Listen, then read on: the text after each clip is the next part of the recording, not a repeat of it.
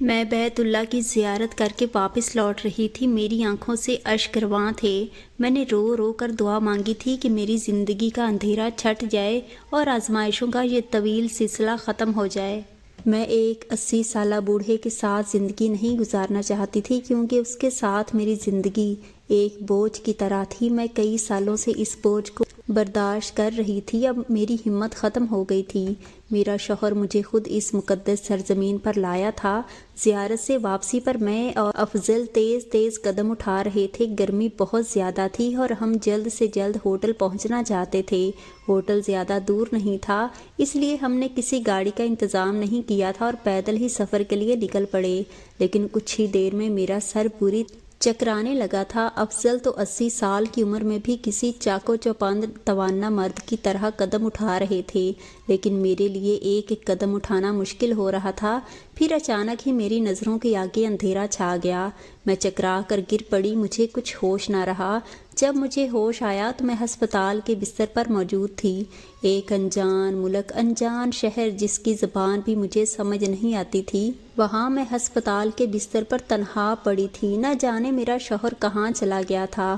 خود کو اکیلا پا کر میری جان نکل گئی تھی۔ میں نے نرسوں سے بات کرنے کی کوشش کی تو وہاں تقریباً سبھی لوگوں کو عربی زبان آتی تھی، مجھے بالکل بھی عربی نہیں آتی تھی، اس لیے میں اور زیادہ پریشان ہو گئی۔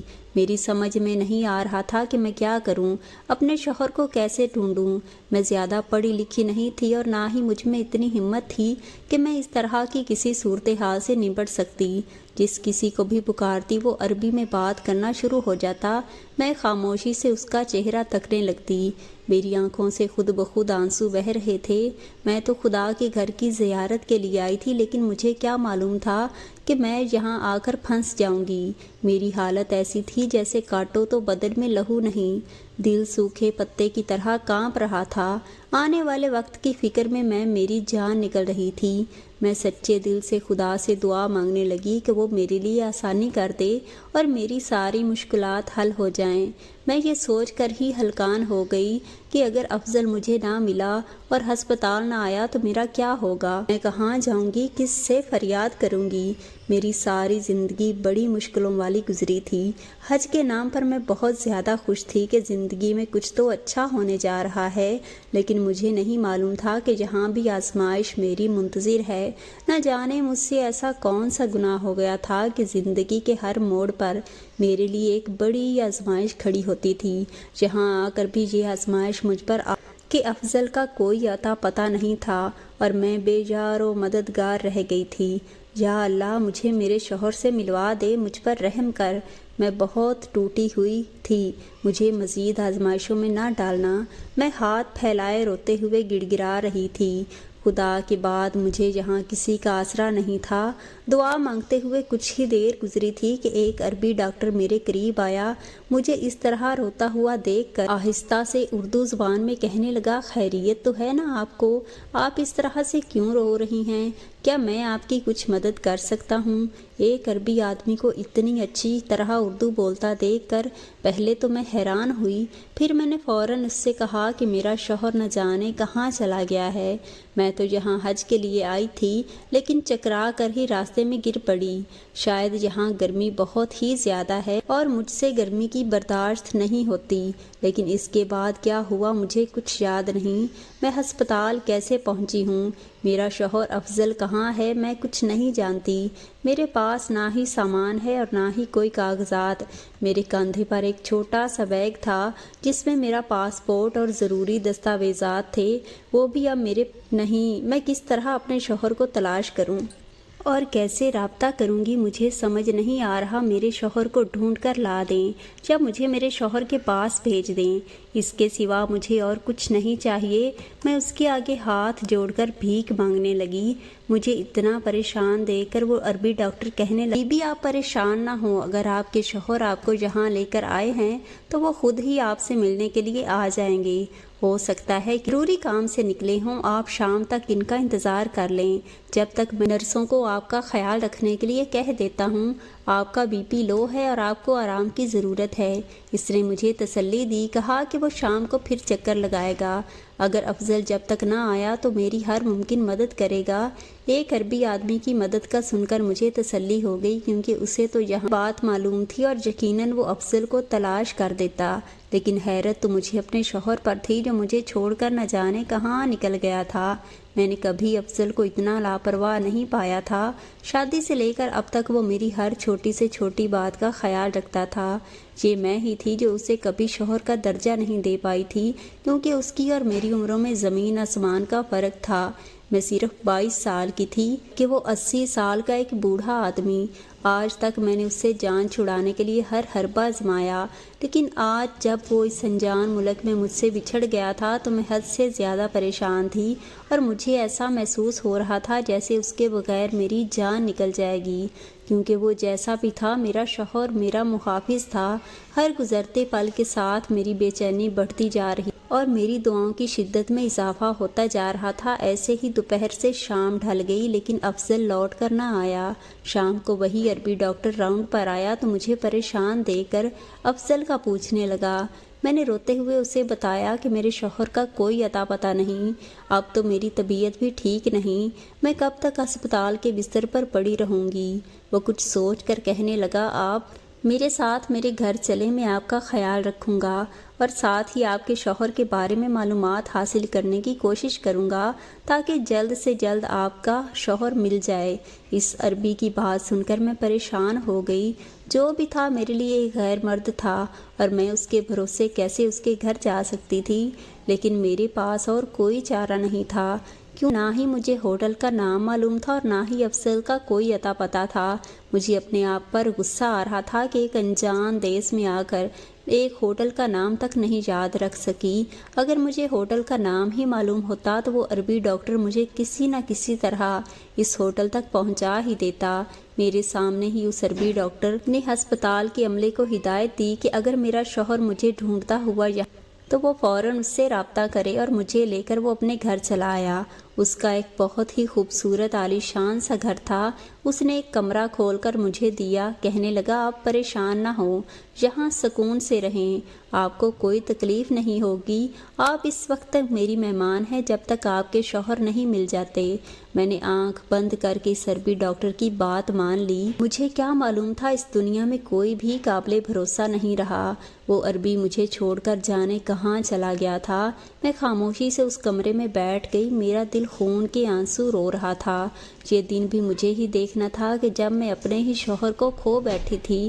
تھوڑی دیر بعد میں نے وضو جائے نماز بچھائی اور خدا کے حضور پیش ہو گئی۔ کل تک میں جس شخص سے جان چھڑانے کی دعائیں مانگا کرتی تھی، آج اس سے ملنے کی دعا مانگ رہی تھی۔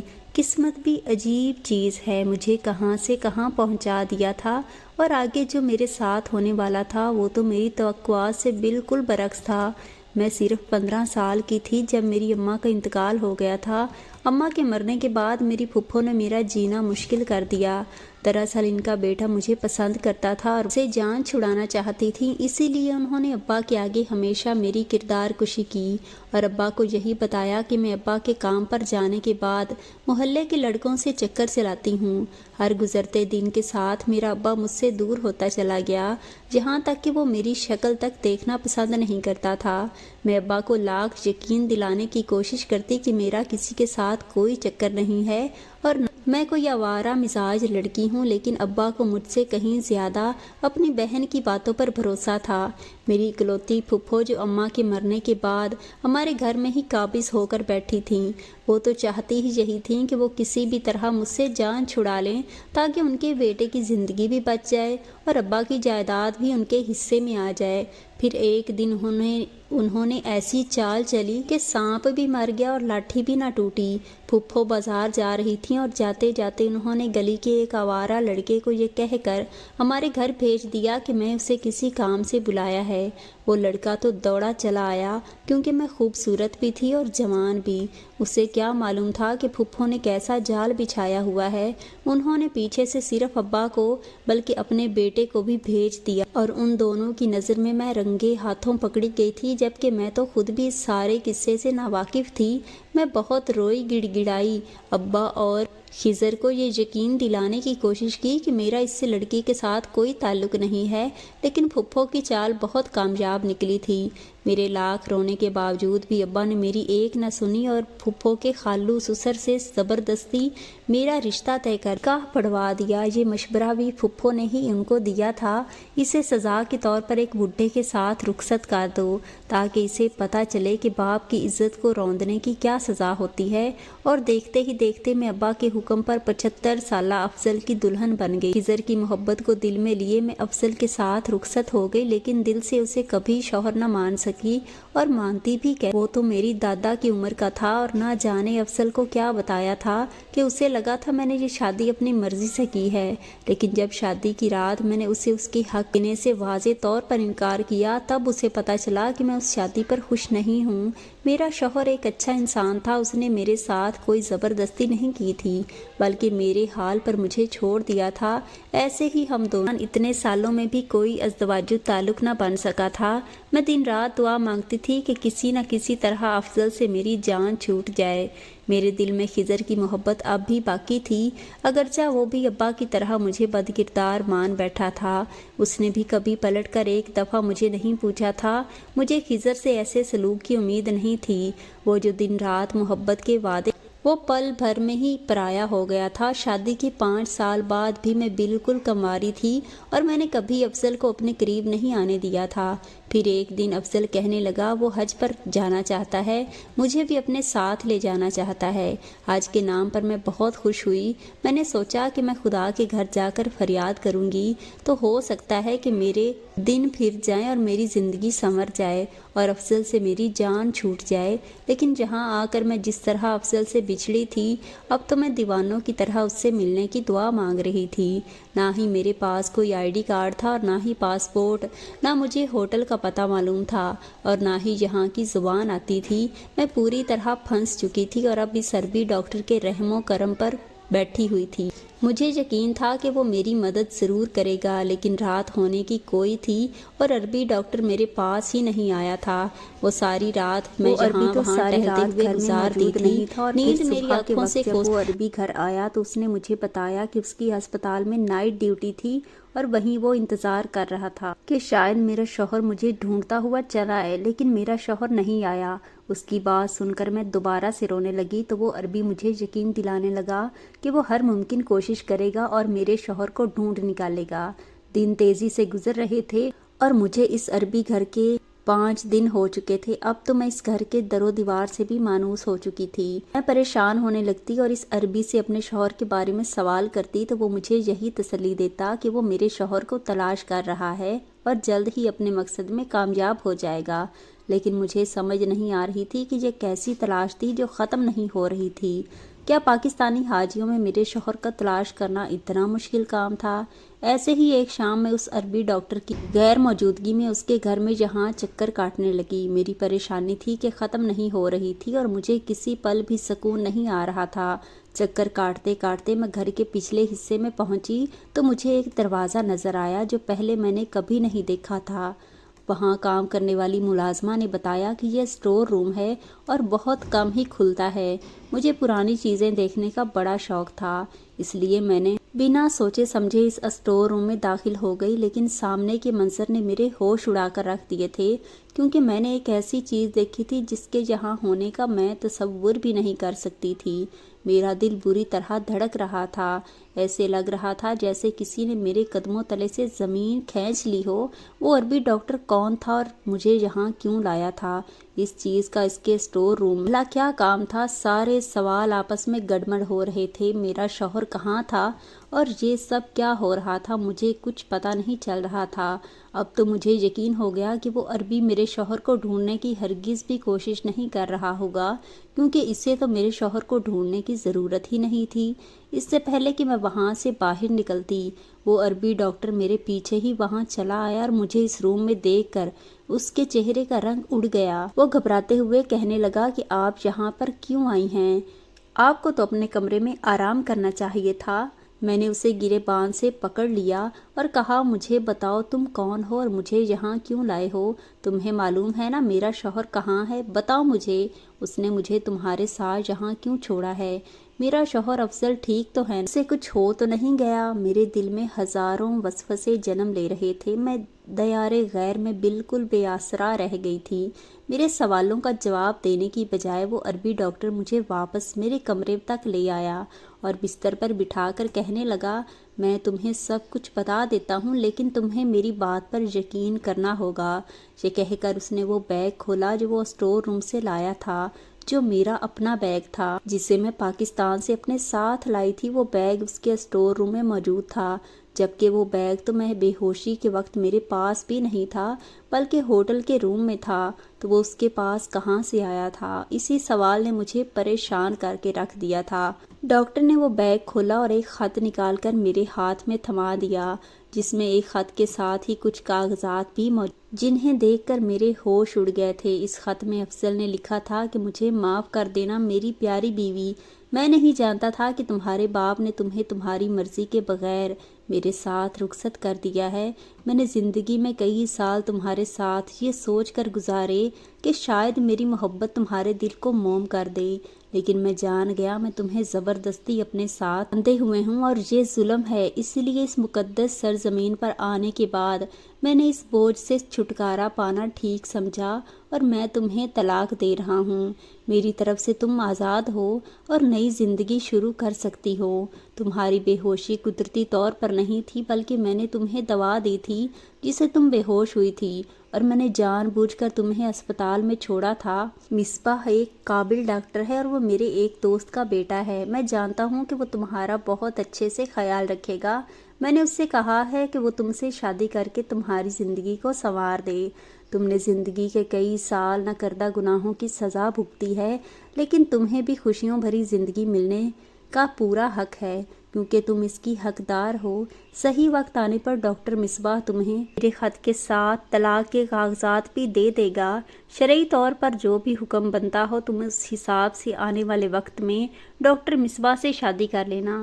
وہ 30 سال کا ایک جوان مرد ہے جس کے پاس نہ ہی پیسے کی کمی ہے اور نہ ہی اس میں کوئی برائی ہے۔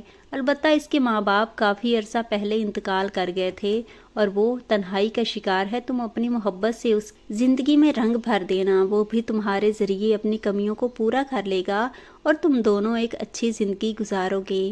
میں اپنا حج مکمل کر کے واپس اپنے وطن لوٹ جاؤں گا اور دعا کروں گا کہ تم ہمیشہ خوش رہو۔ افضل کا خط پڑھ کر میری آنکھوں سے آنسو بہنے لگے تھے۔ وہ مجھے طلاق دے کر ہمیشہ کے لیے واپس جا چکا تھا۔ میری سالوں کی دعائیں قبول ہو گئی تھی۔ میں تو یہی چاہتی تھی کہ وہ مجھے آزاد کر دے اور میری شادی کسی جوان شخص سے ہو جائے، لیکن آج جب یہ ہو گیا تھا تو میرا دل بری طرح سے ٹوٹا تھا۔ کسی چیز کی چبھن تھی جو مجھے کھائے جا رہی تھی۔